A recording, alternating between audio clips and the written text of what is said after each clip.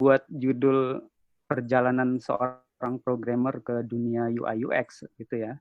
Karena saya juga berangkat dari programmer, saya dulu PHP programmer, ya sampai sekarang juga masih, tapi sekarang saya dipaksa untuk menjadi JavaScript programmer. Nah, teman-teman, ada azan, kita sebentar ya, sambil nunggu itu kelar mungkin. Ini azan dari mana ya? Kalau boleh. Kayaknya ada yang nggak di mute, sehingga kedengaran azannya sampai ke sini. Ini kedua aja sama daerah kami Kerawang, makanya kita. Oke. Kalau gitu saya pelan-pelan saya lanjutkan ya teman-teman. Oke, kali ini kita akan membuat scoop karena dunia UX itu luas sekali, besar, tapi agar waktunya juga tidak terlalu lama dan bisa di-delivery semua materinya, saya bagi menjadi 6 tahapan atau 6 topik. Yang pertama tadi introduction, terus yang kedua kita akan berbicara tentang apa sih bedanya UI, UX, information architecture, interaction design, customer experience, service design, dan lain-lainnya. Lalu yang nomor 3 kita akan membahas tentang apa saja sih skill yang dibutuhkan untuk berkecimpung atau untuk berkarir di dunia UX. Lalu juga yang keempat kita akan breakdown karir apa saja sih yang bisa dilakukan kalau kita berkecimpung di dunia UX. Lalu yang kelima, kalau kita ingin belajar tentang UX, kursus apa saja dan sertifikasi apa saja sih yang bisa kita kejar. Lalu yang terakhir yang menjadi penutup dari topik kita malam ini yaitu apa sih guna UX bagi kita sebagai developer. Saya akan lanjut. Ya, sekarang kita akan membahas tentang perbedaan dari terminologi-terminologi yang seringkali memusingkan ini. Nah, pertanyaannya adalah, kenapa sih UX itu penting? UX itu penting, simpelnya mungkin bisa dilihat dari gambar ini gitu ya. Kita sebagai developer, sebagai klien, sebagai product owner, kita itu membuat suatu website atau aplikasi atau produk apapun, itu kita merasa bahwa produk itu udah bagus dan itu memenuhi dari ekspektasi user atau klien, atau pengguna. Tapi seringkali apa yang kita lihat itu sangat berbeda dengan apa yang pengguna lihat. Contohnya di gambar ini, kita melihat dari sudut pandang atau dari atas gitu ya. Sementara user kita melihat dari bawah itu hanya melihat pantat-pantat dari boneka ini. Jadi simpelnya UX itu pentingnya adalah bagaimana menjembatani keinginan user yang bisa dipenuhi oleh produk yang kita bikin. Seperti itu. Mungkin teman-teman sudah sering ngeliat gitu, UX itu adalah gabungan dari ini, itu, gitu. Cuman kalau kita sederhanakan, UX itu elemennya ada 3, yaitu look atau UI, feel atau UX ya, UX sendiri, terus juga usability. Apa sih maksudnya look, feel, dan usability? Nah, ini contohnya yang bisa untuk merepresentasikan kata-kata tadi. UI itu kalau teman-teman lihat itu adalah botol yang sebelah kiri tuh, yang berdiri. Dia secara desain bagus sekali, terus juga kelihatan proporsional. Tapi kalau teman-teman lihat itu adalah tutupnya itu harus dibuka. Jadi antara botol dan tutup itu dua hal yang terpisah. Terus juga kalau kita bandingkan dengan sebelah kanannya atau di bagian tengah, itu adalah botol yang tutupnya itu bisa bergabung kepada botolnya sehingga nggak mudah hilang. Lalu juga dia dibuat terbalik untuk memudahkan tomatnya atau sausnya keluar. Teman-teman pasti sering ketika kita sedang makan bakso atau makan mie ayam itu menuangkan sausnya itu harus dengan effort segala. Nah, lalu usability adalah bagaimana produk yang kita buat itu bekerja atau usable. Contohnya adalah di gambar ketiga di paling kanan, yaitu bagaimana kita mendesain lubang untuk keluarnya dari tomat tersebut. Apakah besar, apakah kecil, apakah bisa langsung menyemprot ke pemegangnya itu adalah usability. Nah, UX adalah UI, UX ditambah usability. Saya pengen bikin analogi yang mungkin agak nyeleneh nih. Kalau misalnya kita melihat ada wanita cantik atau ada lelaki tampan, itu kita lihat UI-nya. Tapi begitu kita kenalan, ternyata mbaknya atau masnya ini ramah sekali, itu UX-nya, gitu. Terus ketika mbaknya sama masnya ini ternyata sangat membantu sekali, pas misalnya beliau itu adalah resepsionis ataupun customer care, itu adalah usability. Jadi diferensiasi dari ketiga hal itu seperti itu. Atau misalnya nih agak nyeleneh lagi nih, teman-teman misalnya sedang PDKT dengan mbaknya atau masnya gitu kan. UI-nya cantik dan tampan nih, terus akhirnya jadian. Ternyata orangnya ramah sekali, mbaknya ramah, baik, masnya ramah, baik, tapi ternyata dia nggak bisa cari uang. Nah, berarti dia nggak usable tuh, nggak usability. Jadi di bagian itu, jadi kita perlu yang namanya kecantikan, kenyamanan, tapi juga dia bisa berfungsi dengan baik. Seperti itu. Nah, ini agak kompleks kalau dilihat dari gambarnya, teman-teman. Ya, jadi di sini kita bisa mendiferensiasi ya bedanya UI design, UX, customer experience, sama service design. Sementara ada IA itu adalah information architecture, nanti kita akan bahas juga. Lalu juga ada IXD atau interaction design, kita akan bahas juga. Nah, ini gambar ini menunjukkan bagaimana diagram fan-nya dari terminologi yang tadi kita sedang bahas. Saya akan lanjut. Nah, sekarang untuk memasuki dunia UX, skill apa saja sih yang dibutuhkan? Ini nggak usah dihafalin teman-teman, karena ini bisa jadi nggak belum mencakup semuanya. Jadi kalau misalnya analoginya kalau kita ditanya, kamu sebagai developer itu skill apa saja sih yang dibutuhkan? Tentu akan susah untuk membuat listnya. Jadi saya melis ini hanya yang yang populer-populer saja, dan jadi bukan pasti 100% ini, dan pasti ada banyak lagi hal lain yang dibutuhkan. Yang pertama, empati. Kalau teman-teman mengambil kursus atau pelatihan UX, itu selalu yang pertama itu diajarkan bagaimana berempati. Gunanya empati adalah seperti ini.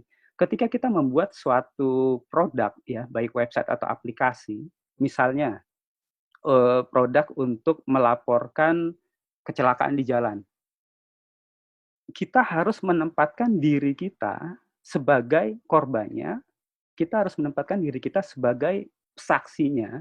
Itulah yang dinamakan empati kalau dalam skop ini. Jadi kalau kita berbicara tentang UX, ketika kita akan membuat sesuatu, kita harus menempatkan diri di posisi pengguna. Itu empati. Lalu yang kedua, design thinking, nanti kita bahas juga. Terus ketiga adalah HCI, mungkin teman-teman yang mengambil kuliah komputer dan interaksi manusia dan komputer, itu adalah HCI kalau dalam bahasa Inggris. Lalu juga ada IA atau Information Architecture, kita akan bahas juga nanti. Lalu ada user research. Jadi bagaimana melakukan riset itu sangat memiliki kaidah-kaidah tertentunya. Oh bentar, ada partisipan yang harus saya. Oke. Nanti saya yang Oke, Om Peter ya, minta tolong maaf ya Om. Lalu yang keenam itu ada UX writing. Kalau teman-teman mungkin sering sekali mendengar adanya copywriting, terus juga ada writing biasa. Nah, ini kita akan membedakan apa sih maksudnya UX writing itu dibandingkan dengan teknik-teknik writing yang lain. Lalu ada designing, terus ada prototyping. Lalu yang ke-9 dan ke-10 adalah usability dan accessibility. Kita akan bahas satu-satu.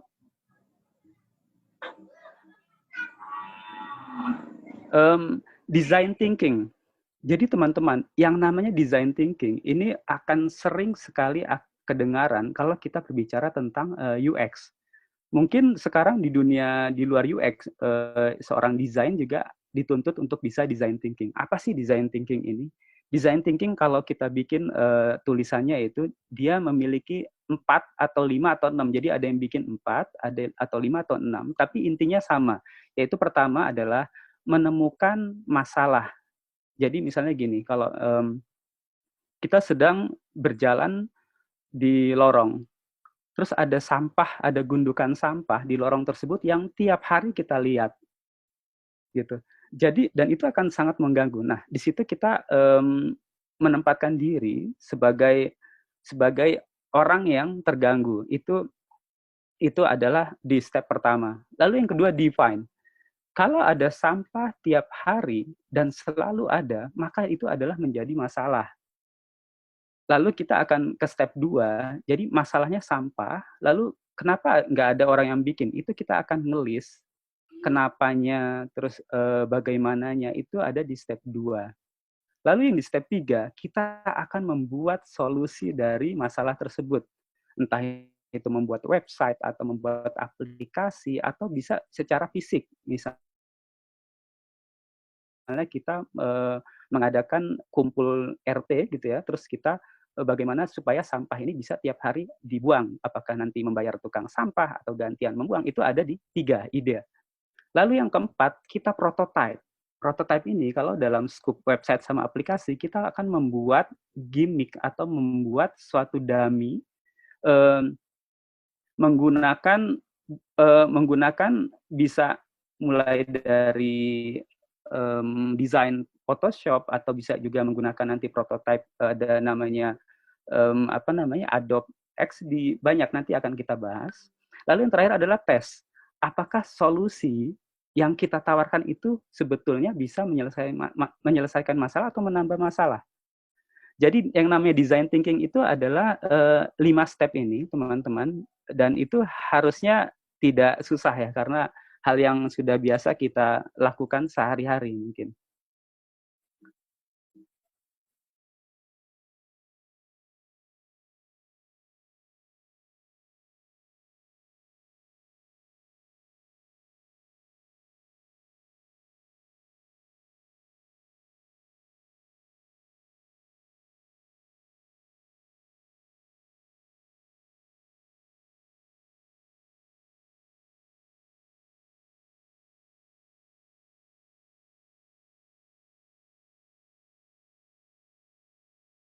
Di-solving nggak sih dengan ide tiba-tiba yang muncul ini? Nah, seperti itu. Jadi ini bukan linear sekali lagi. Terus kita lanjut. Nah, tadi design thinking, basic skill pertama. Basic skill kedua adalah human computer interaction, atau teman-teman sering mendengarnya sebagai interaksi manusia dan komputer. Sebetulnya dari sejarah lama dulu, dari tahun 1800-an, itu kita sehari-hari sebagai orang yang berkecimpung di dunia IT, itu sering sekali menggunakan hasil dari human computer interaction research. Contohnya QWERTY, keyboard yang kita pakai ini, kenapa QWERTY, kenapa nggak ABCD, itu sebetulnya ada alasan-alasannya. Mungkin teman-teman pernah baca tuh. Lalu yang saya lanjut aja. Terus juga joystick. Kalau teman-teman pernah main PS, PlayStation gitu, kenapa joysticknya berbentuknya aneh? Kalau teman-teman dulu main Sega, kan berbeda tuh. Nah, itu adalah hasil dari research human computer interaction. Bagaimana ergonominya, bagaimana gestaltnya, itu seperti itu. Kita lanjut. Lalu basic ketiga itu adalah information architecture. Jadi teman-teman, kita tahu bahwa ketika terminologi arsitektur itu kita sebutkan, maka yang kebayang itu adalah arsitektur bangunan, kamar, ruang tamu, terus juga gedung, kantor. Ternyata informasi juga ada arsitekturnya. Jadi kalau teman-teman misalnya membuat flyer atau brosur ataupun poster, itu ada informasi arsitektur yang harus teman-teman susun. Jangan sampai informasi yang nggak penting, misalnya judulnya dari, kalau teman-teman lihat slide yang saya bikin, itu ada information arsitektur judul di atas, lalu juga ada gambar, dan di bawahnya ada link yang bisa diklik. Ini information arsitektur yang saya susun. Jadi seperti itu. Oh, sebentar, sepertinya laptop saya, bentar ya.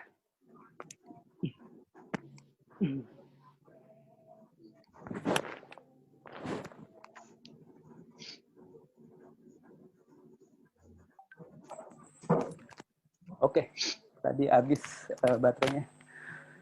Ini information architecture, nanti kalau misalnya ada pertanyaan kita akan bahas, saya akan lanjut dulu. Nah, ini kecil banget. Kenapa? Information architecture kalau dalam konteks website atau aplikasi, teman-teman bisa membuat sitemap.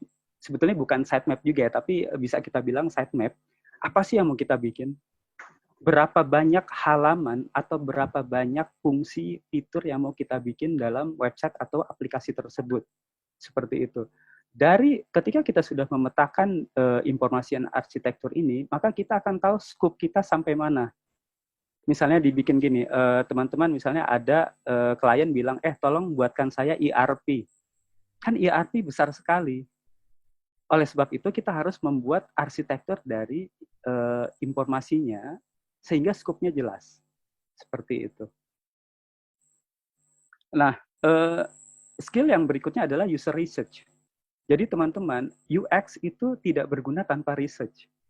Jadi ketika tadi kita kembali ke masalah sampah, nggak akan berguna tiba-tiba kita bikin aplikasi atau website yang bagaimana membuat solusi dari sampah tersebut tanpa kita melakukan riset terlebih dahulu. Nah, cara melakukan riset itu ada banyak cara. Ada melalui survei, melalui komen, terus melalui interview, juga dari rating, terus juga dari kuesioner dan lain-lain. Nah, Nielsen, jadi ada Nielsen itu salah satu website yang menjadi rujukan ketika belajar UX. Dia itu membuat list dari riset itu sebetulnya apa saja sih. Jadi dia membuat ada 4 level, yaitu discover, explore, test, dan listen. Nah, teman-teman nggak perlu hafal ini, karena ketika nanti ingin lebih serius ke dalam bidang UX research, itu baru kita nanti kita akan tunjukkan bagaimana roadmap untuk belajar risetnya, seperti itu. Jadi ini hanya dilihat saja, nggak apa-apa. Terus yang berikutnya adalah UX writing. Nah, mungkin teman-teman di sini ada yang berkecimpung di dunia menulis sebagai copywriter. Copywriter itu adalah bagaimana menulis kata-kata itu yang memiliki nilai atau value marketing. Jadi saya akan ngasih contoh nih bedanya copywriter sama UX writer. Kalau kita lihat bagan ini bisa kelihatan bedanya apa. Kalau misalnya saya harus cepat-cepat nih karena kita punya banyak slide. Jadi nanti kalau misalnya ada yang ketinggalan dan belum mengerti apa yang di slide ini, kita akan bisa bahas berikutnya atau nanti slide-nya saya bagi saja. Nah, ini adalah contoh yang bagus bagaimana bedanya UX writing sama writing biasa. Jadi kalau teman-teman membuat website dan aplikasi atau membuat laporan apapun itu, kita harus membuat suatu kata-kata yang to the point, simple, lugas, tapi juga dimengerti. Jangan singkat, padas, dan nggak jelas, jangan. Jadi kalau misalnya kita lihat di sini ada before dan after. Kalau yang before itu sepertinya bagus ya, panjang. A check for any remaining balance, bla bla bla. Tapi sebetulnya orang kebanyakan nggak baca. Seperti itu. Oke, kita lanjut. Prototyping. Nah, pekerjaan saya sebagai UX engineer adalah di bagian prototyping. Jadi yang membedakan antara prototyper dan UX designer itu adalah UX engineer itu coding. Jadi kalau teman-teman yang sekarang menjadi front end developer itu bisa sekali untuk menjadi UX engineer. Karena semua skill yang dibutuhkan menjadi seorang UX engineer itu berangkat dari front end developer. Nanti kita akan bahas juga.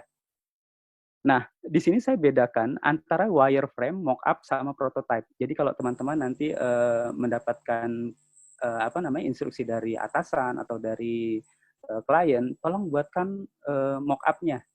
Jangan yang dikasih wireframe. Kalau misalnya nanti dia bilang, tolong minta wireframe-nya saja, berarti teman-teman jangan menghabiskan waktu untuk membuat mockup, apalagi prototype. Jadi seperti itu. Nah, untuk membuat prototype, itu banyak sekali tools yang bisa kita pakai. Ada InVision, ada Marvel, ada Origami, Framer, ada React. Jadi kalau teman-teman yang coding React Native sama React JS itu bisa menjadi prototype juga. Terus juga ada Azure gitu. Nah, di sini tidak dibahas mana tools yang terbaik ya teman-teman, karena yang paling penting itu justru bukan toolsnya, tapi bagaimana kita bisa menerjemahkan keinginan dari klien atau dari user. Jadi teman-teman yang misalnya sekarang di kantornya atau masih freelance-nya masih menggunakan misalnya yang sederhana sekali, nggak apa-apa, nggak masalah. Jadi di sini kita bukan bergantung sama tools mana yang terbaik. Nah, usability. Tadi kita sempat bahas itu usability apa. Usability itu adalah bagaimana membuat produk itu usable atau bisa dipakai. Jadi jangan sampai UI-nya bagus, desainnya bagus, dan juga nyaman, enak digunakan, tapi tidak bisa dipakai. Seperti itu. Jadi usability itu penting sekali, dan dia itu cabang ilmu juga yang lumayan besar. Jadi kalau teman-teman mau serius ke usability, nanti kita akan bahas bagaimana roadmap-nya untuk menuju ke sana. Lalu yang terakhir adalah accessibility. Teman-teman mungkin pernah melihat ada orang yang buta tapi bisa menggunakan Grab atau Gojek gitu, atau beli di Tokopedia. Mereka menggunakan telinganya. Gitu.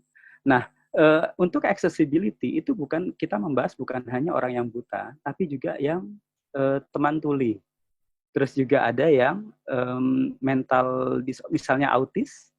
Terus ada juga yang motoriknya terganggu. Jadi terganggu di sini bisa temporary atau permanen ya. Kalau misalnya teman-teman yang ada kenalan yang misalnya tunadaksa gitu, itu atau ada juga misalnya istri atau teman atau adik yang misalnya sedang menggendong anaknya sehingga tidak bisa menekan keyboard. Nah, itu juga kita bisa bilang itu accessibility. Jadi bukan berarti yang tuna saja atau yang impair saja, tapi juga yang kita pun bisa menjadi tidak accessible kalau kita sedang bekerja atau sedang melakukan sesuatu. Oke, saya akan cepat, nanti ngantuk soalnya. Nah ini di dalam UX itu sebetulnya banyak karir yang bisa kita capai. Tapi saya akan membagi menjadi 4 besar, teman-teman, yaitu strategis, researcher, designer, sama engineer. Dan berita bagusnya, saya beberapa teman ada yang menanyakan, kalau misalnya mau menjadi UX strategis atau researcher itu harus jadi programmer nggak? Jawabannya enggak. Jadi kalau misalnya teman-teman ada yang berkecimpung di dalam dunia psikologi atau antropologi, itu sangat-sangat dibutuhkan ketika menjadi UX researcher. Karena UX researcher ini sama strategis ini membutuhkan cross ilmu. Bahkan semakin banyak ilmu yang teman-teman punya, itu akan semakin membantu sekali di profesi researcher dan strategis. Cuman untuk desainer tentu teman-teman harus memiliki skill design, dan untuk engineer teman-teman harus memiliki skill coding. Kita akan bahas. Nah, saya maaf ada salah, ini harusnya skill of UX strategis ya. Pertama harus tahu design thinking. Di awal tadi kita sudah belajar tentang apa itu design thinking. Lalu yang berikutnya adalah UX fundamental. Nanti akan kita tunjukkan apa sih UX fundamental itu dan di mana bisa belajar. Baru ada UX management. Jadi UX itu harus di-manage. Sebab kalau tidak, kita tidak bisa mengukurnya. Apakah suatu produk versi 1, versi 2 itu berhasil atau tidaknya. Terus ada UX writing yang tadi sudah kita bahas. Terus ada user research. Terus ada psychology. Jadi teman-teman yang sekarang berkecimpung di dunia HRD itu bisa sekali untuk menjadi seorang UX researcher. Karena di HRD itu banyak yang background-nya psikologi. Terus ada usability dan accessibility. Itu yang tadi sempat kita bahas. Untuk user researcher sendiri, itu tentu lagi-lagi harus design thinking tahu. UX fundamental, jadi mirip dengan UX strategis tadi ya. Tapi UX strategis di sini biasanya itu posisi yang dimiliki oleh para manajemen, top manajemen.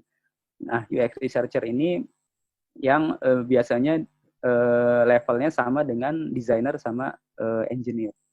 Oke, ini tadi nggak usah saya ulang ya karena mirip dengan yang strategis. Nah, designer. Jadi teman-teman yang sekarang punya skill design, baik dari kuliah ataupun dari otodidak, gitu. Dan banyak sekali teman-teman saya menjadi UX designer itu dari otodidak. Jadi jangan takut kalau misalnya, wah saya kan nggak kuliah di desain. Oh, jangan takut karena itu sama sekali tidak masalah. Yang penting adalah skillnya. Jadi di sini kita lihat ada web design, interface design, interaction design, UX design, experience, product, dan service design. Nanti kita akan bahas satu persatu kalau misalnya waktunya cukup. Untuk sekarang biar kita melihat dari helikopter view-nya saja ya teman-teman, bahwa ini yang menjadi spektrum skill dari UX designer. Nah ini ada sedikit apa namanya? Ada yang coret. Ini ada yang sedikit bagan.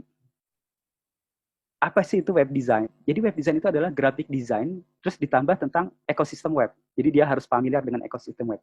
Terus kalau diturunkan itu ada interface design, interaction design, UX design, dan itu sebetulnya membutuhkan skill yang sebelumnya, yang dia apa namanya, skill yang dasar yang sebelumnya harus dia miliki. Seperti itu. Nanti ini slide-nya akan saya bagi, jadi kalau misalnya terlalu kecil tulisannya ataupun ketinggalan nggak apa-apa ya. Saya lanjut. Bentar ya. Nah sekarang skill UX engineer. Jadi teman-teman di sini kalau yang kebanyakan developer karena mungkin karena dari PHP Indonesia, jadi saya asumsikan bahwa teman-teman background-nya banyak yang developer. Itu kita harus belajar bagaimana membuat suatu website yang mengikuti kaidah semantik. Jadi website atau aplikasi itu kode-kodenya itu bisa menunjukkan siapa kita. Apakah kita programmer junior, intermediate, ataupun programmer senior, itu kodenya bisa berbicara sendiri. Apakah dia semantik, apakah dia tidak, itu akan ketahuan. Nah, nanti akan ditunjukkan bagaimana sih belajar semantik coding itu gimana. Lalu ada responsive design. Nah, tentu ini sudah familiar sekali buat teman-teman yang berkecimpung di dunia web developer ya. Terus ada website developer, ada front end, tester dan debugger. Terus ada version control karena kita sangat penting ketika membuat suatu demo untuk di testing kita perlu membuat banyak sekali versi. Jadi nanti versi mana yang paling memenuhi dari ekspektasi dari klien atau user. Terus juga JavaScript framework. Teman-teman mungkin dulu sempat tahu yang namanya jQuery gitu ya. Sekarang ternyata setelah banyak kompetitor yang lebih bagus, jQuery mulai tenggelam tuh. Jadi kalau misalnya berbicara tentang JavaScript framework, maka yang langsung kepikiran itu ada 3 besar. Ada AngularJS itu dari Google, ada React dari Facebook, dan ada Vue. Dan tiba-tiba Google bikin lagi yang namanya Flutter. Ya walaupun bisa dibilang JavaScript-nya bukan beneran, tapi Flutter ya bisa kita masukkan ke dalam JavaScript framework. Lalu juga skill sebagai prototyper. Terus ada yang bertanya, bedanya prototyper sama developer apa sih? Mirip, cuman kalau developer itu adalah hasil dari yang dia buat itu akan di launching untuk ke publik. Sementara prototyper itu hasil produk yang dibuat itu untuk di testing. Sebelum nanti dilempar ke programmer atau ke developer, baru nanti di launching ke publik. Jadi prototyper adalah membuat gimmick atau demo dari sebuah produk. Seperti itu. Oke, nah sekarang kalau kita mau berkecimpung di dunia UX, apa sih yang harus dipelajari? Bagaimana, di mana bisa dipelajari? Kita akan bahas itu. Sayangnya teman-teman, untuk belajar UX itu masih sedikit dibandingkan ilmu-ilmu yang lain. Misalnya kalau desain kan dari dulu kita tahu ya bahwa kita bisa masuk DKV, kita bisa masuk produk desain. Tapi untuk menjadi UX itu agak susah dicarinya. Dan beberapa universitas di dunia maupun saya nggak tahu di Indonesia mungkin ada gitu ya. Di dunia itu memberikan kursus-kursus atau memberikan degree S1, S2, S3 itu ada UX. Nanti teman-teman bisa searching sendiri UX degree. nanti akan keluar tuh. Ada di Harvard, ada di apa namanya di Caltech, ada dan Michigan dan lain-lain. Cuman sebagai developer kita kan nggak mungkin untuk pergi ke sana secara langsung sekarang gitu ya. Jadi ketika teman-teman mau belajar tentang UX itu di sini ada beberapa link yang udah saya kurasi dan memang menjadi rujukan utama dari ketika belajar UX itu adalah interactiondesign.org. Nanti teman-teman bisa membuka, melihat. Terus ada LinkedIn, terus ada juga Nielsen. Nielsen itu salah satu rujukan utama ketika belajar UX. Tapi sayangnya mereka ini berbayar. Dan berbayarnya mungkin relatif mahal. Mungkin relatif mahal. Oh, iya. Oke, lalu saya juga memberikan alternatif yang free, yang mana saya suka sekali kalau yang gratis ini karena kita apa ya, kita kaum 62 senangnya gratisan katanya. Jadi di sini ada Coursera, EDX, FutureLearn, terus ada OpenEdu itu dari UK kalau nggak salah. Terus ada Udacity dan Udemy. Saya yakin teman-teman sudah familiar sekali dengan website-website ini. Cuman sayangnya untuk Coursera, EDX, dan Udacity ini mereka hanya memberikan materinya, pelajarannya, tapi tidak sertifikatnya. Jadi kalau teman-teman ingin mendapatkan sertifikat dari ketiga website itu, kita harus membayar. Dan itu bayarnya lumayan juga tuh.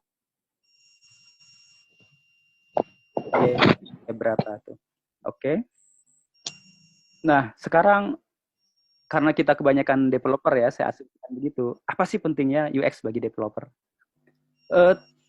Mungkin teman-teman di sini tahu bahwa ada perdebatan nih, bahwa sebaiknya menjadi spesialis atau menjadi generalis. Nah, sayangnya perdebatan itu sudah usang. Jadi sebaiknya teman-teman kalau, dan ini saya juga tentu masih belajar juga untuk menuju ke situ. Kalau kita seorang generalis, kita tahu semua hal, banyak hal kita belajar gitu ya. Sebaiknya kita memilih satu hal untuk dijadikan spesialisasi. Jadi ketika bentuknya akan menjadi huruf T, T-shape developer itu artinya kita punya satu spesialisasi yang kita menjadi expertise di situ, tapi kita juga tahu banyak hal. Nah, buat teman-teman yang spesialis, yang tahu sekali dalam suatu hal, misalnya ahli dia di situ, tapi juga sebaiknya juga mulai melakukan riset-riset atau belajar hal-hal yang lainnya. Gitu. Sebagai contoh begini, teman-teman sering nggak dengar cerita bahwa programmer sama desainer itu kebanyakan musuhan di kantor. Jadi desainer itu perfect gitu ya dengan Photoshop atau dengan Corel, ketika dia dilempar desainnya ke seorang programmer front end, tiba-tiba hancur gitu. Yang satu itu seorang desainer tahu, kurang satu pixel saja dia tahu itu. Tentu ketika melihat karyanya dia yang udah pixel perfect, terus dibuat oleh programmer yang nggak perfect itu, dia akan menjadi kesal seperti itu. Dan sebaliknya juga sama, ketika programmer atau front end developer mendapatkan desain yang susah, dia juga kesal. Misalnya dikasih desain yang ada animasinya gitu kan, waduh dia langsung wah ini pakai framework JavaScript apa yang bisa melayang-layang begini, itu akan kesal. Nah, dengan kita belajar hal-hal di luar dari expertise kita, misalnya saya sebagai developer belajar tentang desain, maka saya bisa menempatkan diri saya di posisi desainer. Jadi empati yang tadi menjadi syarat utama dari UX itu dibutuhkan di sini. Seperti itu. Oke, kita lanjut. Nah, ketika kita sebagai seorang developer, itu pasti seiring waktu akan semakin mumpuni ilmunya. Ya, dari junior, terus ke intermediate, terus jadi ke senior gitu kan.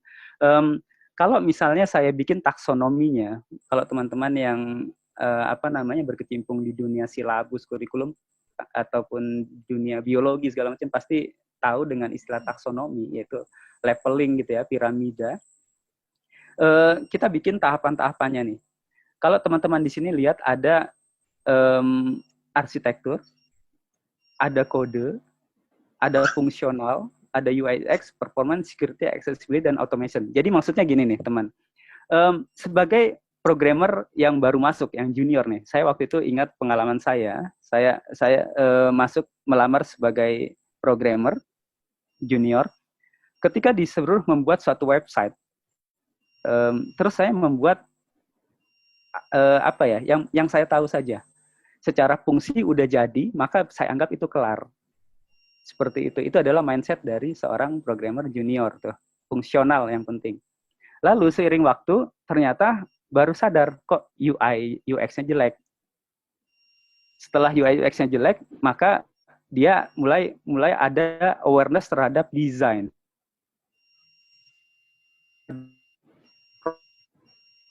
Front end segala macam. Terus udah fungsional bagus, UI UX juga bagus. Tiba-tiba ada keluhan lelet loadingnya. Dia muncul lagi awareness baru, yaitu performance.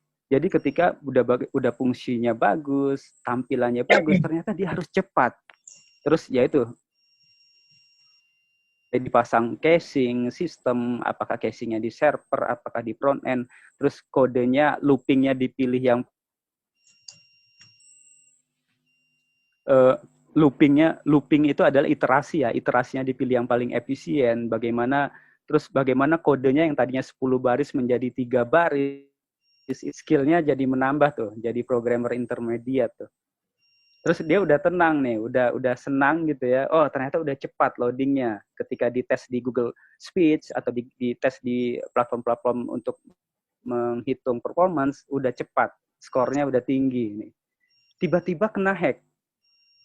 Nah, munculnya awareness baru yang namanya security. Oh, ternyata nggak hanya cepat saja, bahwa kita juga harus aware terhadap security. Belajarlah dia bagaimana bikin hash yang bagus, bagaimana dia merubah semua MD5 menjadi yang lebih baik lagi. Terus udah tenang nih, udah merasa bangga, security-nya udah bisa diimplementasikan. Tiba-tiba websitenya atau aplikasinya tidak bisa dipakai oleh orang yang memiliki keterbatasan. Misalnya, teman-teman tahu nggak kalau misalnya di laptop kita, di Windows ataupun di Mac ataupun di Linux ataupun di HP itu ada yang namanya accessibility feature, fitur accessibility yang bisa diaktifkan. Fitur accessibility ini ketika diaktifkan itu bisa membaca teks yang ada di layar. Begitulah cara orang-orang buta menggunakan aplikasi atau menggunakan website kita. Gitu. Nah, accessibility ini berkaitan sama kita sebagai programmer, sebagai developer. Kita akan bahas nanti di accessibility itu apa. Nah, terus setelah accessibility yang kita skip dulu ya, baru kita bagaimana membuat website aplikasi ini menjadi otomatis. Ketika ada orang yang login, validasinya lakukan otomatis. Ketika ada hack, ketika ada cracker yang melakukan DDoS itu juga bisa otomatis.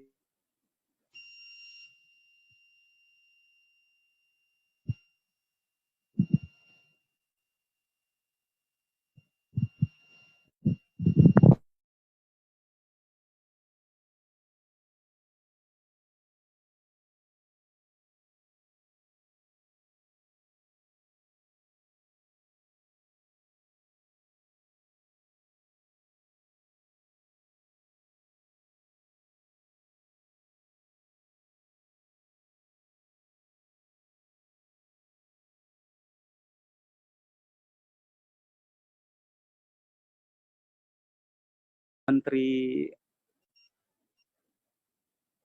lalu itu bilang bahwa programmer di Indonesia itu sedikit. Terus saya juga waktu itu kesal, sedikit apanya, banyak gitu kan. Ternyata yang beliau maksud adalah programmer yang tahu arsitektur, yang tahu desain pattern itu nggak banyak. Oleh sebab itu banyak CTO atau lead programmer dari unicorn kita, company kita itu kebanyakan dari luar, dari India atau dari Taiwan, seperti itu. Itu berkaitan dengan arsitektur, teman-teman. Jadi kalau misalnya teman-teman sekarang sebagai developer mungkin atau sudah, saya yakin banyak yang sudah belajar itu belajar design pattern. bagaimana membuat suatu kode itu ada arsitekturnya tuh. Seperti itu. Nah, kita akan lanjut. Saya akan ngasih contoh, saya sengaja ngambil contoh yang paling mudah, HTML, sehingga teman-teman di sini yang bukan programmer bukan yang programmer Java, JavaScript, C++ itu semua bisa tahu karena HTML ini sangat sangat universal ya harusnya. Kalau kita cek teman-teman di bagian ada dua kode di sini, dua blok kode. Yang pertama itu adalah saya membuat atau mengambil gambar seperti di baris ketiga kalau teman-teman lihat itu saya tulis source-nya atau src-nya itu logo.png. Ini tentu bekerja, secara fungsi ini bekerja. Tapi kita tahu bahwa yang membuat kode ini berarti dia tidak tidak memenuhi atau tidak memiliki awareness terhadap banyak hal. Contohnya, dia tidak tahu bagaimana menulis kode yang semantik.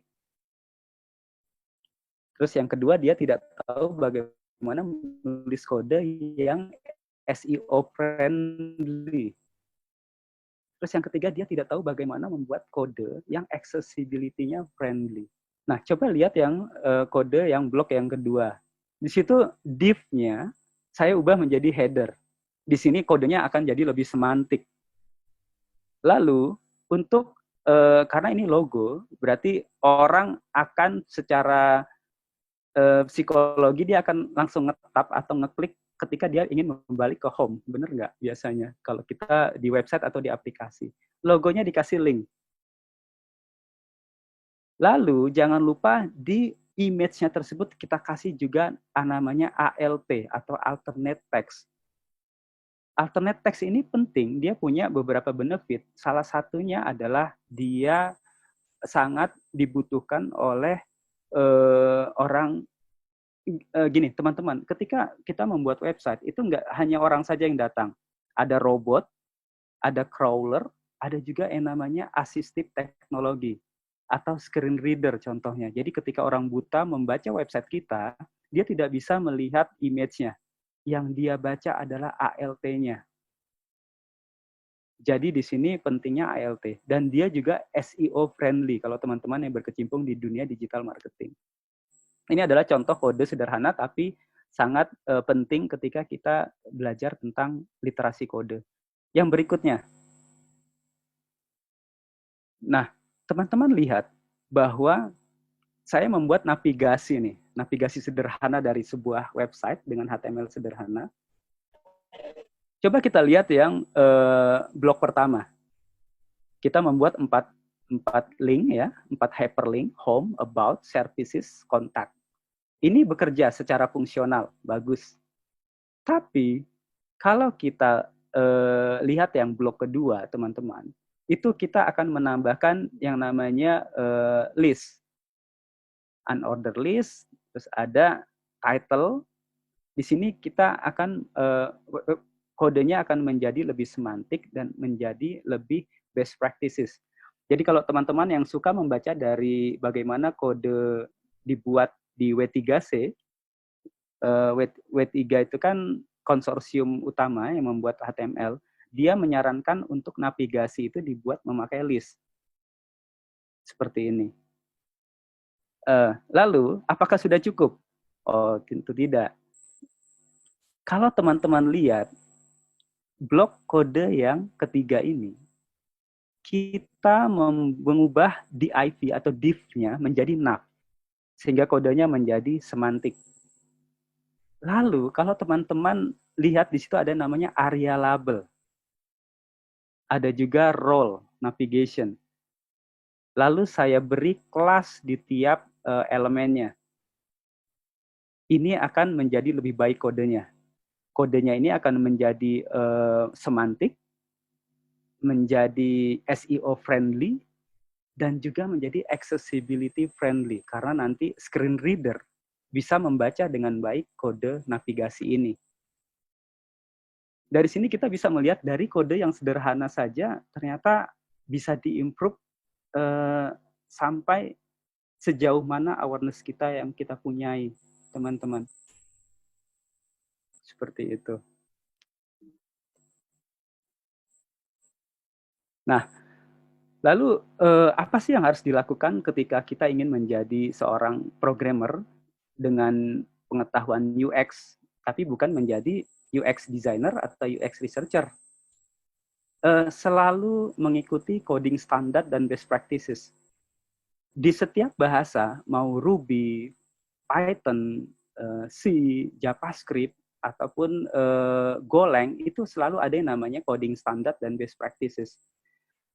Bagaimana cara menulis komen, bagaimana cara menulis variabel, bagaimana apakah pakai titik koma atau tidak, itu semuanya ada standar dan best practices-nya. Terus, apa sih gunanya mengikuti standar dan best practices ini? Pertama, membuat kita menjadi disiplin dalam coding. Jadi kelihatan sekali teman-teman ketika kita membaca kode, apakah kodenya ini dibuat oleh orang yang memang suka mengikuti standar atau tidak. Kalau kita bekerja sendirian sebagai freelancer atau sebagai tim yang kecil, mungkin masalahnya nggak banyak kalau kita coding dengan ala kita sendiri. Tapi kalau teman-teman bekerja dengan developer yang berjumlah puluhan, ratusan gitu, secara bersamaan, misalnya teman-teman membuat satu aplikasi besar di unicorn gitu, yang mana biasanya itu ada 200-300 developer, itu akan menjadi disaster kalau tidak ada coding standar dan best practice yang diikutin. Misalnya gini, ada programmer baru masuk gitu kan, terus dia disuruh tiba-tiba langsung masuk coding. Dia akan kebingungan gitu. Wah, ini kode mana yang harus saya rujuk. Tapi bayangkan kalau misalnya kita punya satu rujukan, kita punya standar, misalnya dia masuk nih, coding JavaScript. Oke, bro, tolong coding JavaScript ngikutin standarnya Google, karena Google punya standar sendiri. Airbnb juga punya standar sendiri kalau teman-teman yang berkecimpung di dunia JavaScript gitu. Di semua bahasa pemrograman ada standarnya. Jadi kita sebaiknya mulai mengikuti standar dan best practices seperti itu. Sekarang jam, oke. Ini udah mau habis. Nah, lalu bagaimana sih cara belajar UX sebagai developer ya? Itu saya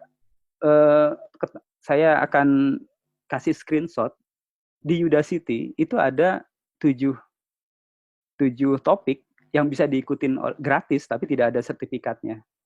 Terus juga kalau teman-teman suka yang lain ada EDX. EDX ini universitas ternama di dunia dan juga perusahaan kayak seperti Microsoft juga memberikan gratis juga tapi tanpa sertifikat.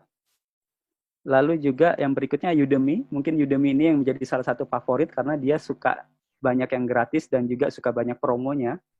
Dan ini ada salah satu yang menjadi rujukan ini untuk belajar UX, tapi cukup mahal. Jadi saya nggak anjurkan buat teman-teman yang kalau saya sih nggak anjurkan yang mahal-mahal.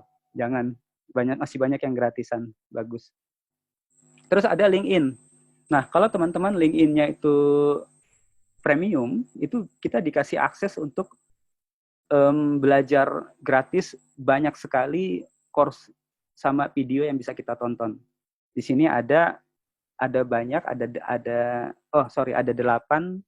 sertifikasi yang bisa kita kejar kalau kita belajar UX di LinkedIn.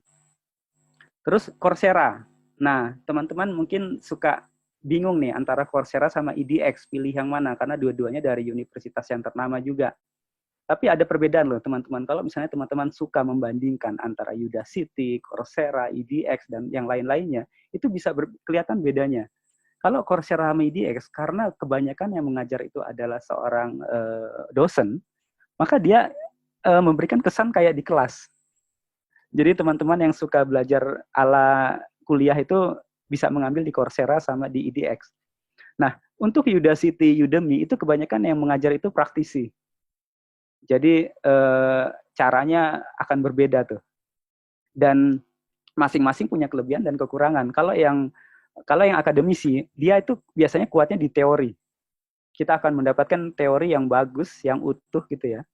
Sementara kalau dari praktisi, kita akan mendapatkan praktikal yang bagus juga. Dan biasanya mereka lebih update kepada versi-versi yang terbaru. Seperti itu. Terus juga yang berikutnya adalah FutureLearn. Ini mungkin teman-teman ada juga yang sudah mengambil di FutureLearn. Ini ada lumayan juga bagus. Dan dia sekarang mulai tren juga di selevel sama Coursera sama EDX. Di sini ada UX juga. Terus yang memberikan Accenture lagi. Ini kan nama besar dunia nih. Ya, habis. Nah, kita akan sesi pertanyaan dan jawaban sambil sambil teman-teman mungkin sudah tahu bahwa PHP ID sama rumah komunitas yang sedang bersama melawan corona nih, karena tenaga-tenaga medis kita itu kekurangan APD, alat pelindung diri, jadi kita ingin membantu mereka. Jadi teman-teman yang merasa bahwa event-event ini berguna, mungkin bisa menyisihkan sedikit rezekinya untuk membantu para tenaga medis. Nah, sekarang kita buka sesi tanya-jawab. Silakan, gimana nih Om Peter? Oke, silakan kalau ada yang mau nanya satu-satu tapi ya. Atau kalau misalnya malu, boleh. Nanti dari chattingnya aja di private, nanti saya yang... Oke, boleh. Itu. Halo, selamat malam. Ya, selamat malam, Mas Mugiat. Mas Mugiat ya? Iya. Iya. Ini Mas, saya mau nanya masalah accessibility ini tadi. Iya.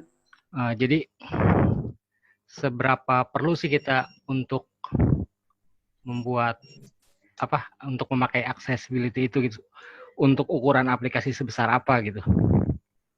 Oh iya.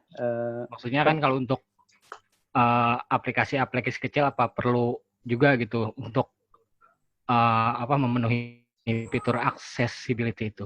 Oh iya. Pertanyaan bagus, Mas Malgiat ya. Mas Malgiat. Mulgiat.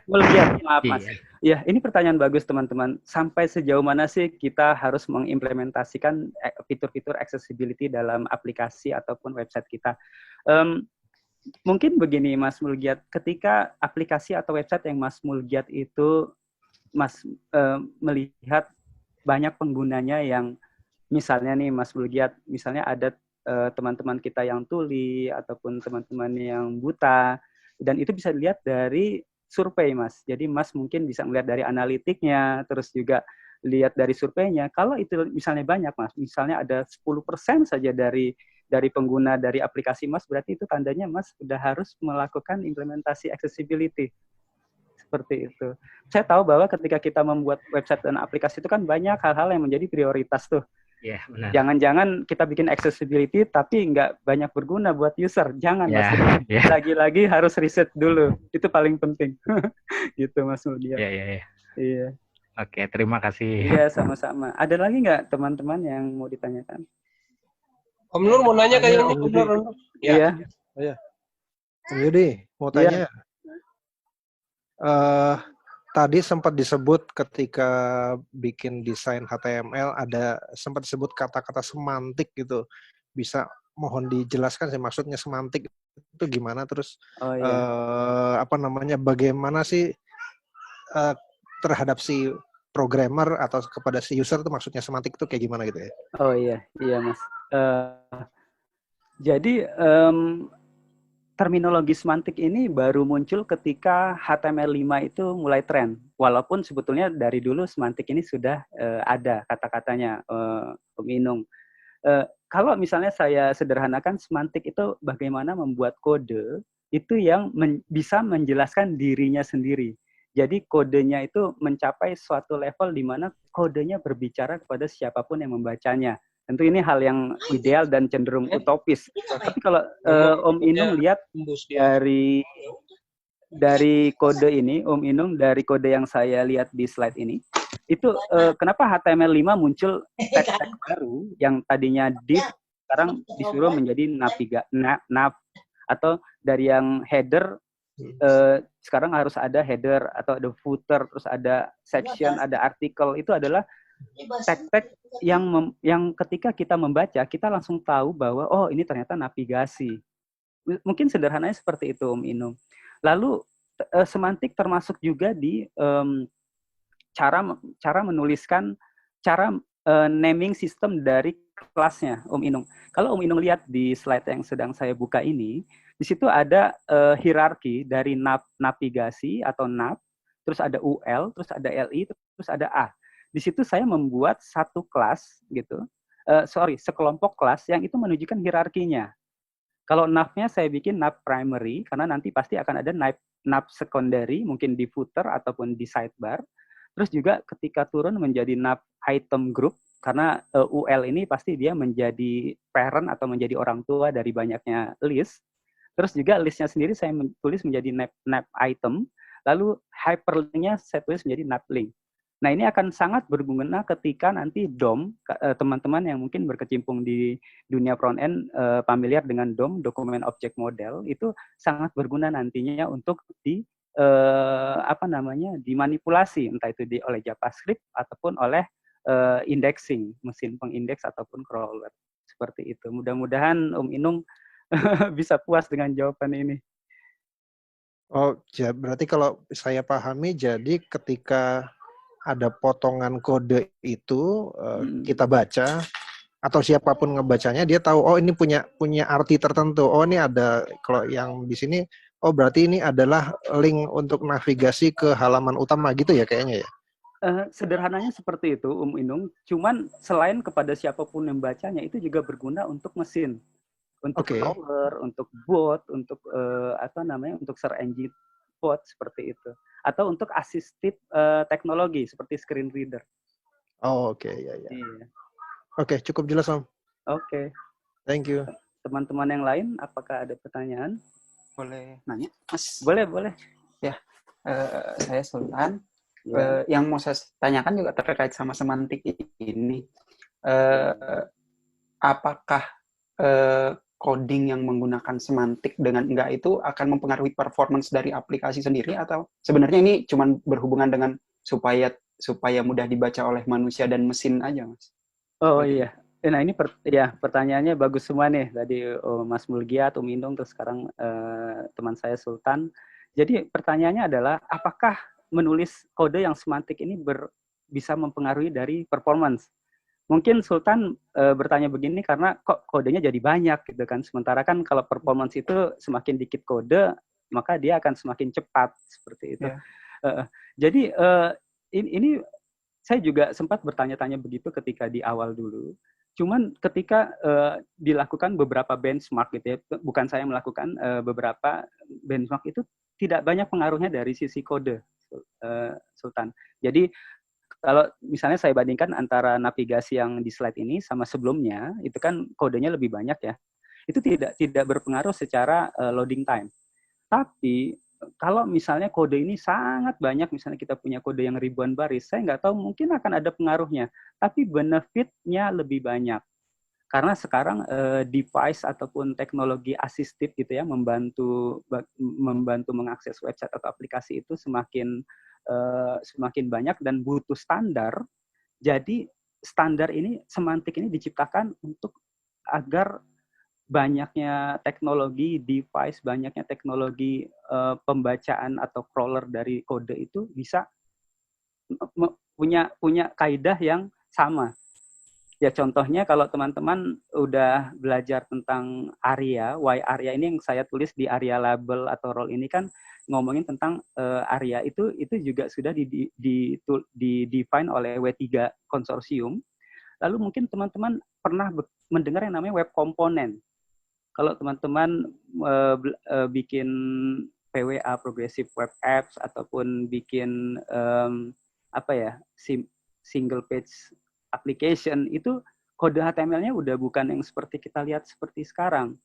Nah, itu juga itu berkaitan sama semantik karena kode harus mengikuti standar-standar kaidah yang bisa diikuti oleh berbagai macam teknologi. Mungkin saya bisa jawabnya sampai situ ya, karena saya juga harus riset, harus baca lebih banyak lagi mengenai semantik ini.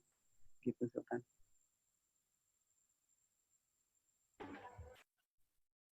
Ada pertanyaan lagi, teman-teman? Mewakili Om Alfi, mau nanya nih, biasanya dalam membuat suatu UI yang baik, bisa mengambil inspirasi dari mana aja. Oke. Dari Om Alfi ya, Om Peter ya. Jadi ini mungkin menjadi masalah kita semuanya di sini ya, kalau saya bisa bilang ya. Ketika kita membuat suatu aplikasi atau website, kita bingung apakah membuat desain dari awal, toh skill desain kita juga pas-pasan gitu kan. Ada banyak template yang bisa kita pakai sebagai fondasi gitu, baik itu berbayar maupun free. Jadi pakai saja. Cuman untuk memilih template yang bagus atau tidak itu hati-hati. Jadi teman-teman di sini kan tahu bahwa yang namanya HTML CSS itu kan ada versi-versinya, ada HTML 4, 5, CSS 2, CSS 3, atau juga si template yang kita pakai itu dia ternyata masih pakai jQuery yang jadul yang nanti bisa menimbulkan celah keamanan gitu kan, atau juga dia belum memakai teknologi framework terbaru. Jadi kalau misalnya simpelnya, teman-teman di sini pernah dengar yang namanya Bootstrap nggak? Bootstrap itu kan sempat trending tuh, karena itu sangat indah sekali, kita siap pakai. Tapi ternyata sekarang kompetitornya sudah banyak. Ada dari Foundation, terus juga orang-orang mulai meninggalkan ketika material design dari Google muncul. Jadi teman-teman silakan untuk memilih template-template yang memakai teknologi yang kekinian. Mungkin kata kunci ketika mencarinya bisa memakai HTML5 material design template gitu. Atau saya tahu Bootstrap itu keluar versi 4, dia sudah support juga material design, itu juga bisa dipakai. Tapi beberapa template hati-hati kalau kita lihat update-nya itu sudah dari 2017, 2018, sebaiknya ditinggalkan. Cari yang 2019 ke sini saja. Seperti itu, Om Peter. Oke, pertanyaan berikut dari Aulia Rahman. Om Yudi nanya seberapa penting warna dalam desain UX? Karena melihat Shopee punya warna sendiri orange, Tokopedia hijau, Bukalapak merah, dan seterusnya. Iya, itu pertanyaan bagus dari siapa, Mbak Aulia ya. Mbak Aulia, ketika kita dalam mendesain sesuatu, baik oleh kita ataupun oleh dari teman kita ataupun dari desainer yang profesional, itu kita butuh yang namanya asosiasi warna. Jadi kalau misalnya kita sebutkan Gojek, kita langsung ingat warna hijau. Shopee warna oranye, Bukalapak warna marun ya. Nah, itu menimbulkan suatu endapan psikologi di para pengguna, sehingga justru itu ya yang dibutuhkan dari suatu produk. Jadi produk itu bisa ketika produk kita misalnya teman-teman membuat satu startup atau suatu brand gitu ya. Ketika disebutkan misalnya PHP ID, orang akan langsung ingat, oh PHP ID itu asosiasi warnanya warna hitam gitu, terus logonya seperti ini, terus juga kesan yang di bawahnya apa, itu sangat penting. Jadi kalau Mbak Aulia atau teman-teman yang berkecimpung di dunia desain itu ada yang namanya teori warna atau color harmony, itu bisa menimbulkan psikologi yang berbeda-beda. Misalnya ketika Mbak membuat suatu website yang healing atau kesehatan, maka biasanya warnanya itu hijau atau yang lembut-lembut. Ketika website misalnya untuk partai itu beda lagi seperti itu. Itu penting sekali asosiasi warna. Mungkin bisa menjawab Om Peter. Oke, pertanyaan berikut dari Ega. Apakah harus mengikuti SEO friendly? Maksudnya yang disampaikan coding yang lebih baik atau tidak? Misal di satu elemen ada yang punya spesifik kelas atau ALT tadi yang disebut coding lebih better. Apakah elemen yang nggak ada kelasnya itu bisa dibilang nggak bagus? Jadi ini berkaitan, siapa tadi yang nanya Om Peter? Yang nanya Ega. Ega, oke. Mas Ega, pertanyaan bagus itu ya. Sebetulnya ketika kita seiring waktu melihat bahwa website sebagus apapun, kalau tidak dikenali Google, maka itu akan sia-sia. Karena di dalam dunia digital marketing itu, traffic itu adalah yang penting. Sama seperti di aplikasi, yang semakin banyak download, semakin banyak pakai, maka aplikasi kita berguna. Jadi sebagus apapun website, sebagus apapun aplikasi, ketika tidak ada yang pakai, maka akan useless. Nah, di sini gunanya bagaimana membuat website atau aplikasi yang bisa friendly terhadap pencarian. Untuk bikin friendly terhadap pencarian itu bisa aspeknya banyak hal. Dari segi pemilihan nama, dari segi struktur kode, dari segi kemudahan untuk disebutkan, itu semua penting.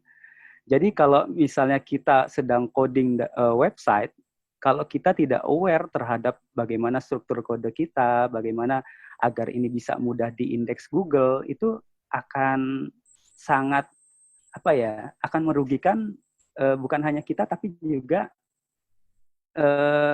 kantor yang tempat kita bekerja, seperti itu. Jadi untuk dan itu nggak ada ruginya, Mas siapa tadi, bahwa ketika kita kode dengan rapi, dengan baik, dengan struktur, dengan SEO friendly, apalagi accessibility friendly, itu dari sisi kitanya akan menjadi seorang programmer yang naik level, sementara dari sisi produknya itu akan membawa bisnis yang lebih baik. Seperti itu. Oke, pertanyaan berikut dari Om Awan. Untuk bagian tester, metode tester sebuah halaman UI, apakah bisa menggunakan black box testing atau ada metode lain? Oke. Sorry, Mas Awan ya. Jadi Mas Awan, saya lupa bedanya black box sama white apa ya? Saya udah lama nggak tester.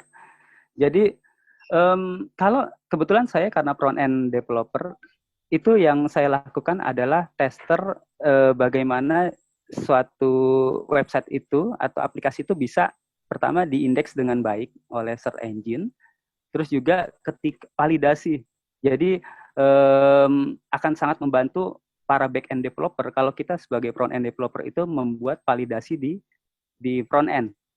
Jadi ketika password harus minimal 5 karakter atau 6 karakter, kita bisa bikin di kode kita. Terus juga kalaupun formulir yang ketika disubmit kosong, kita juga bisa bikin validasi di front-end. Dengan begitu kita punya 2 layer validasi, ya di front-end maupun di back-end, seperti itu. Tapi untuk pertanyaan yang black box, saya jujur aja udah lupa.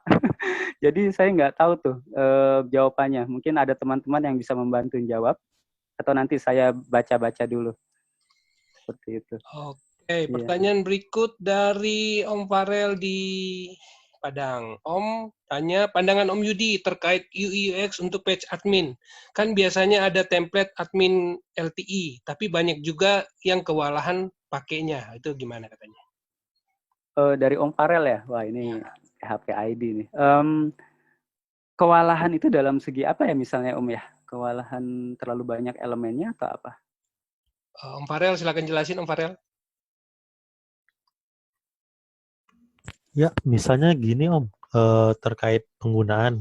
Jadi beberapa admin sering merasa kayak, oh kayaknya tampilannya kurang cocok atau enggak, kadang enggak mobile friendly atau tombolnya kok di kiri semua gitu. Oh iya, tombolnya ternyata kidal semua ya Om Farel ya. Jadi Om Farel, saya udah lama nggak pakai admin LTI gitu, karena itu udah jadi dashboard 1000 umat ya, jadi juga males nyentuhnya tuh sekarang. Saya nggak tahu sekarang itu dia udah versi berapa dan terakhir kali diupdate-nya kapan gitu.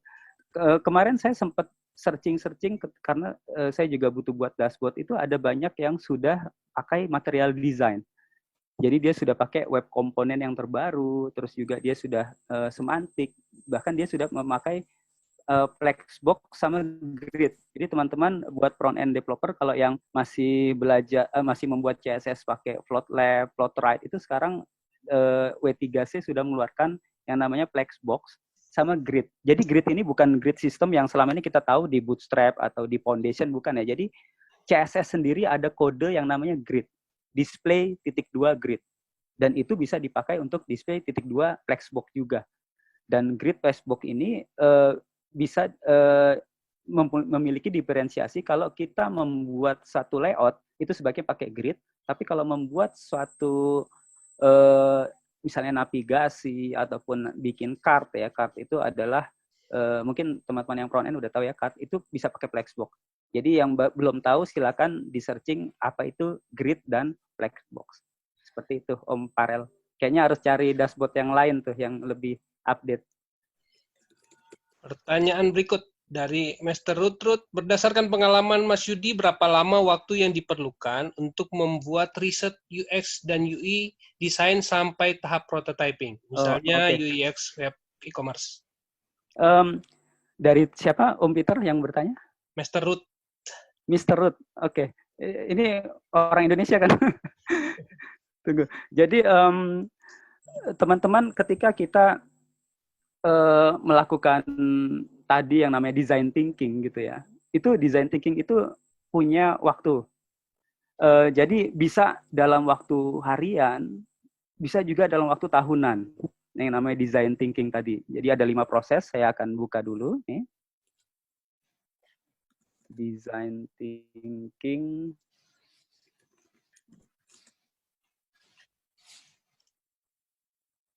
Nah, ini 5 step ini, biasanya teman-teman akan melihat ada yang 6 step, tapi sama saja isinya.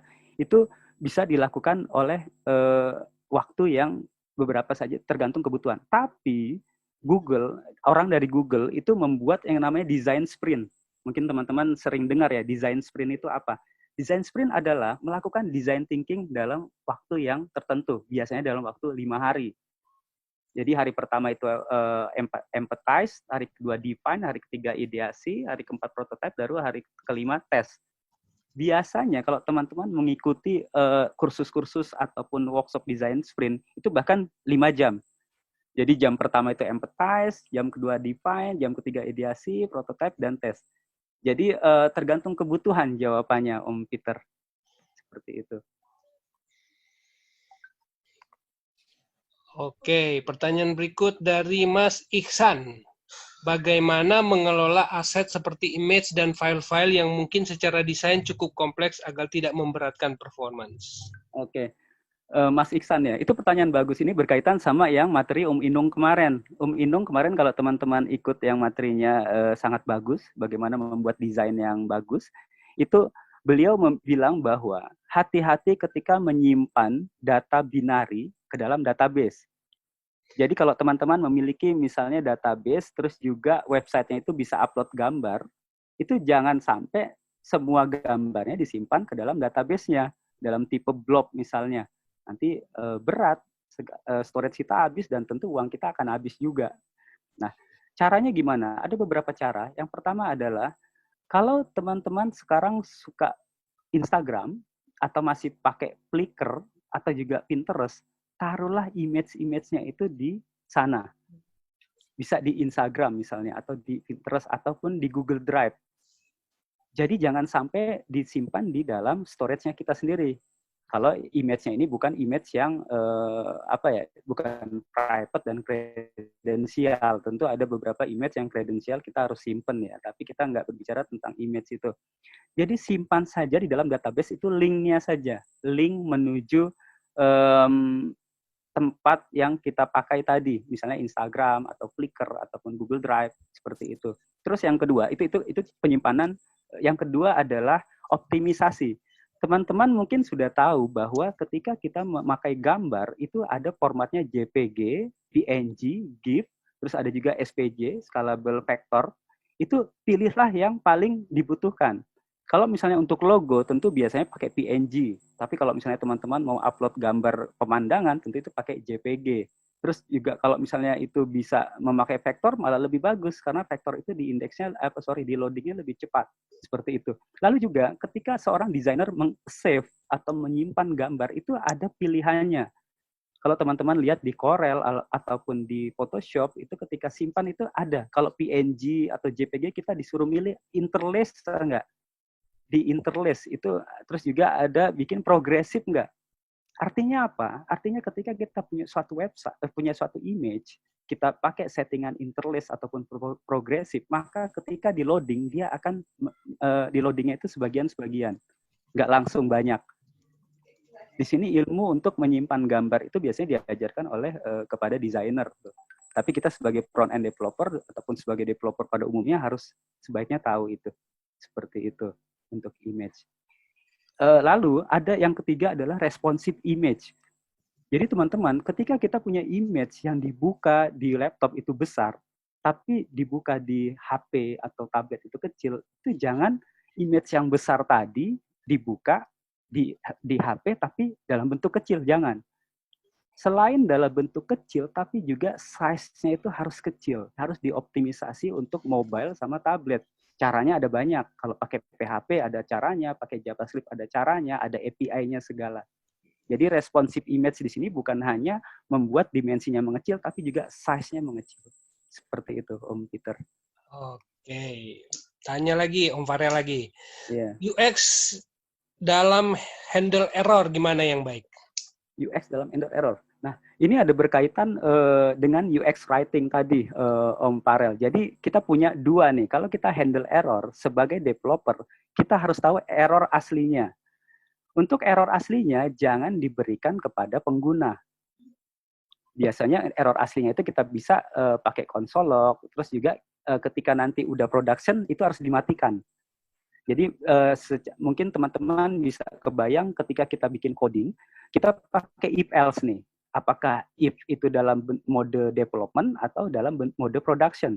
Kalau mode development kita bisa pakai console log tuh. Tapi kalau dalam mode production jangan sampai console log-nya itu bisa dibaca oleh pengguna. Seperti itu. Jadi manajemen error ini juga ada standar dan best practices-nya. Bagaimana cara menulisnya dari sisi UX writing, juga bagaimana agar kita sebagai developer juga tahu ini errornya apa, Om Farel. Seperti itu. Oke, pertanyaan berikut. Ya. Dari Om Adi, dalam pembuatan sebuah proyek website, kita sering diberikan waktu yang mepet dan sering menggunakan coding orang plugin. Menurut Mas Yudi, gimana ya efeknya jika kita banyak menggunakan plugin, contoh OWL, data tables? Gimana cara memilih plugin yang bagus dan apakah yang harus dilakukan, apakah yang lakukan itu aman untuk website yang sedang dikembangkan? Oh ya, pertanyaan bagus nih, Om. Kayaknya semuanya bagus sih pertanyaannya. Jadi untuk memilih satu plugin, apakah itu dipakai atau enggak di dalam website atau aplikasi, itu pilih yang pertama tentu yang paling update. Jangan sampai kita pilih plugin yang udah 2 tahun lalu tidak diupdate-update. Biasanya di GitHub itu kelihatan 2 years ago kayak gitu. Itu jangan dipakai. Seperti itu. Lalu yang kedua, kita harus tahu itu plugin ngapain. Jujur aja, sebelum era NPM, kalau teman-teman sekarang pada coding memakai NPM atau Yarn, itu kita tiba-tiba install, terus dia masuk ke folder node modules yang kita nggak tahu itu apa, itu agak menakutkan. Jadi jujur aja saya masih suka cara yang dulu tuh, walaupun sekarang udah nggak saya lakukan cara yang dulu ya, harus ngikutin perkembangan zaman. Jadi kita harus tahu plugin apa sih yang kita pakai gitu. Pertama itu, jadi yang pertama adalah lihat kapan update terakhir. Yang kedua adalah cari tahu itu plugin buat apa. Jadi jangan main npm install aja, jangan. Seperti itu.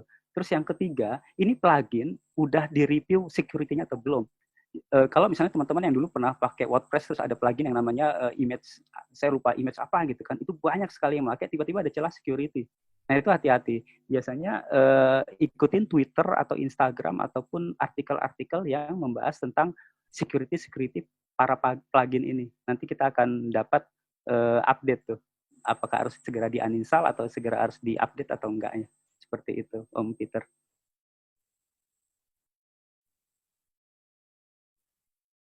Ada pertanyaan lagi? Ada beberapa pertanyaan yang masuk, cuma kalau saya lihat pertanyaannya itu banyak yang sudah dijawab dari session presentasi, jadi saya nggak tanya lagi.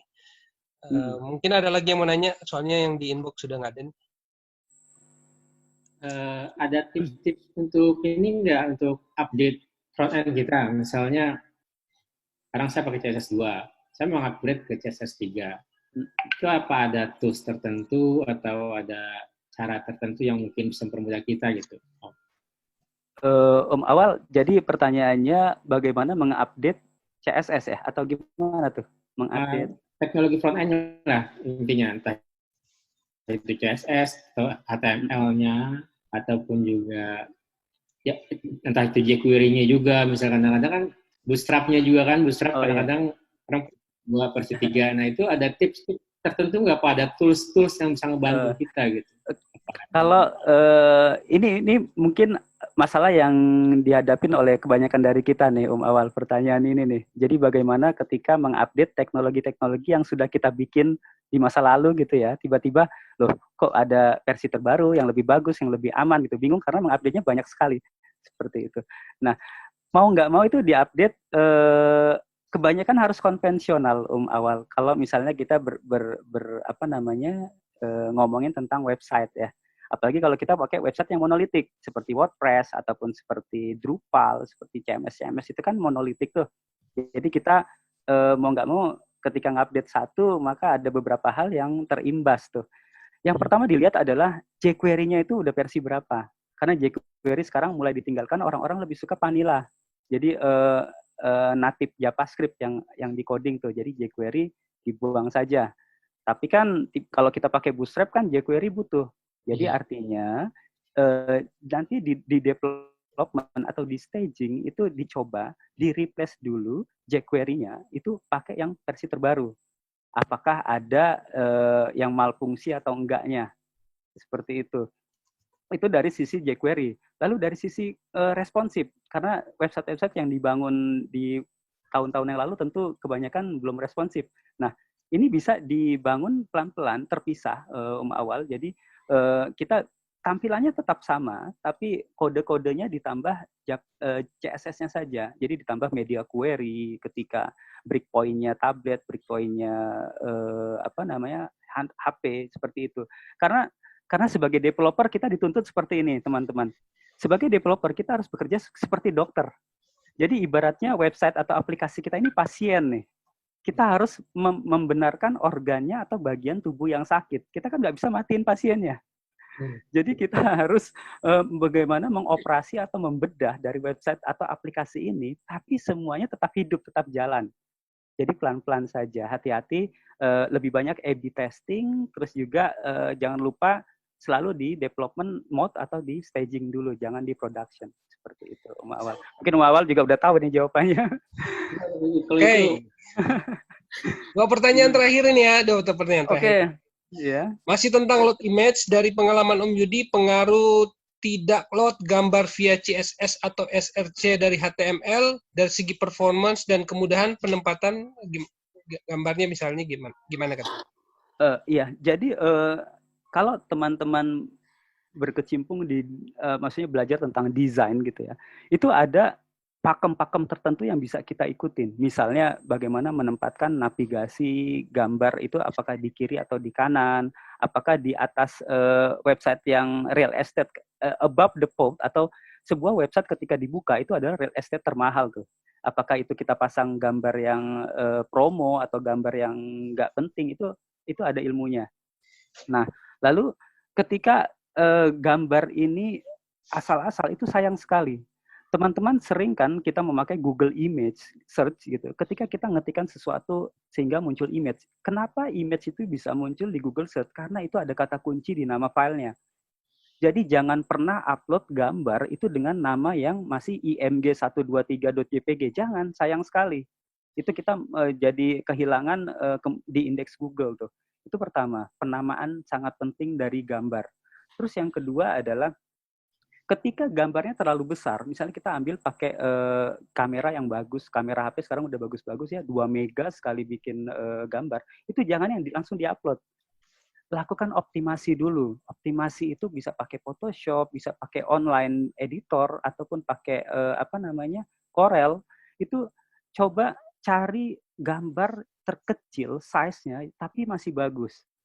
Apakah dia nanti JPG, apakah dia nanti PNG ataupun GIF, itu harus dioptimasi. Seperti itu. Terus settingannya apakah dia progresif ataukah interlace, itu harus juga dioptimasi. Seperti itu. Itu yang kedua. Lalu yang ketiga, ketika gambar tidak bisa di-loading, itu adalah disaster buat website sama aplikasi kita. Pertama tentu membuat website kita menjadi tidak kredibel. Yang kedua adalah itu merugikan performance banyak sekali, teman-teman. Jadi website di loading itu akan menghabiskan resources gitu. Dan apalagi robotnya Google tidak akan akan lama mengindeks. Coba deh kalau nggak percaya, buka website yang mana gambarnya itu nggak muncul. nanti akan ada error di bawah dan itu performance loading website, loading halaman kita akan jadi besar sekali dan itu kerugian besar buat semuanya sih, buat bisnis juga. Seperti itu, Om Peter. Oke, pertanyaan terakhir, teknologi front end semakin cepat berkembang, bagaimana agar kita cepat mengikuti tren tersebut? Itu dia tuh. Ya itu kayaknya masalah buat kita semua ya. Saya juga kalau misalnya nggak update itu langsung ketinggalan banyak gitu ya. Teman-teman mungkin pernah dengar yang namanya hype driven development gitu ya. Ketika ada muncul teknologi baru, waduh kita harus implementasikan nih. Ketika dulu Git muncul, yang masih pakai FTP itu pada malu. Misalnya dia bilang, "Yud, saya masih pakai FTP di kantor." Nggak apa-apa, peduli amat gitu loh, karena itu tetap bekerja. Jadi teman-teman jangan kita terjebak yang namanya hype driven development gitu. Misalnya muncul Vue yang tadinya pakai React, jadi pindah ke Vue. Nanti akan ada selalu yang bagus lagi. Jadi selama itu bekerja, selama itu mendatangkan income, selama itu bisa memenuhi kepuasan dari pengguna, itu ya sudah. Jangan kita merasa malu atau merasa terbebani untuk memakai teknologi yang lebih tinggi kalau nggak dibutuhkan. Tapi seiring waktu kalau dibutuhkan tentu harus migrasi. Itu yang pertama. Terus yang kedua, selalu ikutin Twitter, ataupun kalau misalnya nggak suka Twitter, IG, Instagram dengan tag-tag tertentu gitu, atau gabung dengan komunitas.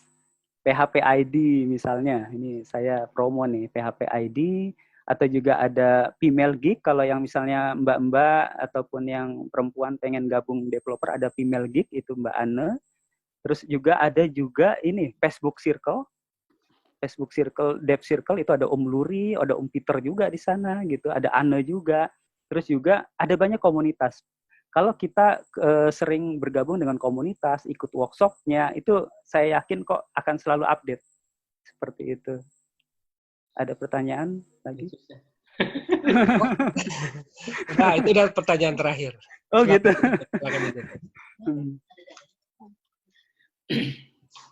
Ada kata penutup lagi ya, Om? Iya, teman-teman saya harap. Oh boleh Om Awal. Ini saya juga masih ini nih. Ada cara nggak sih yang paling enak cara melog error di front end gitu? Cara ngelog error di front end? Maksudnya biar kita tuh programmer bisa ngelihat gitu. Oh ini ada error loh di front end walaupun hanya di tahap HTML aja nggak tampil di browser gitu. Tapi kita tahu ini ada warning misalnya. Oh iya saya ngerti pertanyaannya Om Awal. Jadi Om Awal dan teman-teman, ketika kita sedang coding gitu, HTML, JavaScript gitu kan, ataupun Python dan lain-lain, itu sebaiknya kita menginstal yang extension linternya. Linter. Jadi ketika kita coding itu ada linter, linter itu bagaimana dia merujuk ke suatu standar tertentu. Jadi kayak misalnya kalau di JavaScript itu ada ES6 linter, jadi ketika kita codingnya salah, dia otomatis akan memberikan warning ataupun error. Itu yang pertama tuh, menginstal extension, itu sangat penting linter. Terus yang kedua adalah melakukan testing. Testing kalau lagi-lagi kalau di front end itu ada beberapa bisa kita testing ya, baik manual, terus juga ada pakai Selenium gitu, seperti itu. Jadi misalnya login, kita melakukan login itu passwordnya kurang dari 5 karakter, gimana itu bisa dilakukan otomatisasi. Jadi jawabannya dua Om Awal, menginstal linter gitu, sama yang kedua melakukan testing, baik itu manual ataupun memakai bantuan dari platform. Maksud saya, yang saya tanyakan bagaimana cara melognya. Ngelog. Kalau kita ada error, kita otomatis error itu kita catat langsung ke dalam log kita di server gitu. Kita cukup melihat di lognya. Oh ini ada error, seperti itu. Oh iya. Wah ini pertanyaan bagus nih, kayaknya saya nggak bisa jawab nih Om Awal, karena selama ini ketika membuat log itu biasanya berkaitan sama back end gitu, jadi kita bisa monitoring API, bisa monitoring hal-hal lain, terus ketahuan errornya kita simpan ke database dengan gampang, atau dikirim notifikasi ke Telegram ataupun ke WhatsApp ataupun kemanapun. Tapi kalau untuk front end, jujur saya belum pernah melakukannya tuh Om Awal, mungkin kalau Om Awal nanti ketemu bisa di-sharing juga tuh, itu menarik sekali kalau ada. mohon maaf nggak bisa jawab. Saya juga belum jawab, belum. Iya. Ada pertanyaan lain nggak, teman-teman? Oh ya, jangan lupa saya mohon untuk memberikan feedback karena ini penting sekali buat kami untuk melanjutkan event ini atau enggaknya, dan pasti banyak kesalahan dan kekurangan. Jadi kita akan terus berusaha untuk improve seiring waktu ke depan. Jangan lupa feedbacknya. Ya, Om Peter gimana nih sekarang? Oke, saya sih udah cukup sih. Paling gitu. pengumuman doang paling nanti. Kalau Om Anang gimana, Om Anang? Om Minung. Enggak itu, Indonesian Idol. Oh. Mas, bercanda Om. Ini ada pertanyaan lagi di chatting kalau nggak salah Om nih. Terakhir nih apa nih? Dari Mas Muhammad Ihsan Anapi. Beliau pertanyaannya, kan UX itu harus terukur. Ada nggak sih tools untuk mengukur efektivitasnya? Ada Om Ihsan. Jadi ketika kita membuat suatu website atau aplikasi atau hal-hal lain ya, service design misalnya gitu, itu kita harus melakukan sesuatu yang measurable, yang bisa diukur.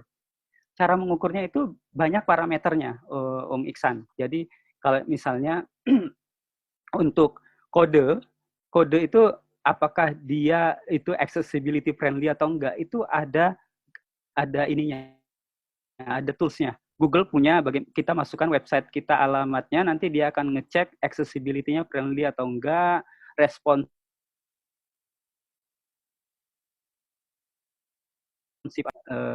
dengan platformnya.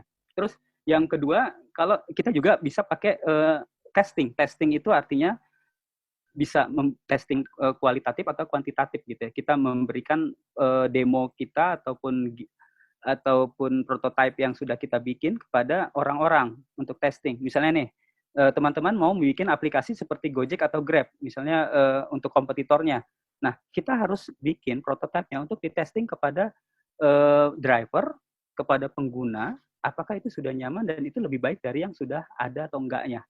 Jadi banyak sekali parameter UX itu yang bisa diukur dan kayaknya nggak akan cukup waktu untuk membahas itu, Mas Ihsan. Tapi kalau Mas Ihsan nanti ngikutin kursus sama certification yang tadi ada di slide itu akan diajarin apa saja yang bisa diukurnya.